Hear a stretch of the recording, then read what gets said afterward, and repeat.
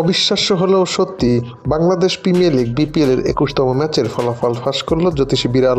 দর্শক, Bangladesh premier league BPL এর ২১তম ম্যাচে রংপুর রাইডার্স মুখোমুখি হবে রাজশাহী ওয়ারিয়র্সের। এই খেলাটি অনুষ্ঠিত হবে আগামী ১১ জানুয়ারি বাংলাদেশ সময় বেলা ১টায় সিলেট ইন্টারন্যাশনাল ক্রিকেট গ্রাউন্ড স্টেডিয়ামে। এই খেলার ফলাফল রাজশাহী এবং রংপুরের জন্য অত্যন্ত গুরুত্বপূর্ণ, কেননা রংপুর রাইডার্স ইতিমধ্যেই ৫টি ম্যাচের মধ্যে ৪টিতে জয়লাভ এবং একটিতে পরাজয় বরণ করে ৮ পয়েন্ট নিয়ে পয়েন্ট টেবিলের ২ নম্বরে অবস্থান করছে।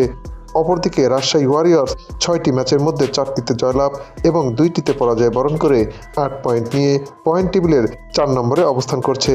তাই বলাই যায় আগামী ১১ জানুয়ারি এই ম্যাচটি হতে যাচ্ছে উভয় দলের জন্য তুমুল হাড্ডাহাড্ডি এবং অস্তিত্ব রক্ষা করার ম্যাচ।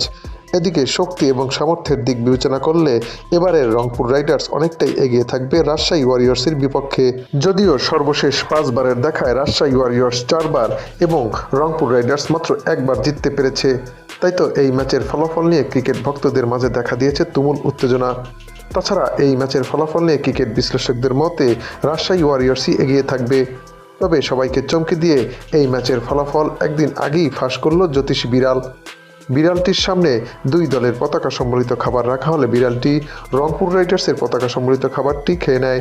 তাই বলাই যায় বিড়ালের ভবিষ্যৎবাণী যদি সত্যি হয় তবে রংপুর রাইডার্সই জিততে চলেছে রাজশাহী ওয়ারিয়র্সের বিপক্ষে।